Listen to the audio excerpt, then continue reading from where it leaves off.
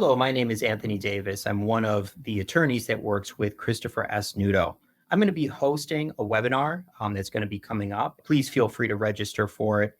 It's going to do nothing but help your family. What we're going to be doing is going over minor children issues as they relate to estate planning. So the two major ones are going to be guardianship related issues. So who it is that we're going to select in our documents to take care of our kids if the unthinkable happens to us. We're going to go over a lot of those details, selecting those people, what it actually means in the real world if those provisions go into effect, as well as we're going to be talking about minor children inheritance issues, the ages that they can receive their inheritance, and strategies that we can use to control the rate that they receive that inheritance in order to meet the kind of long-term developmental goals that you would have in the event that the unthinkable were to happen to you. The webinar is free. Please register.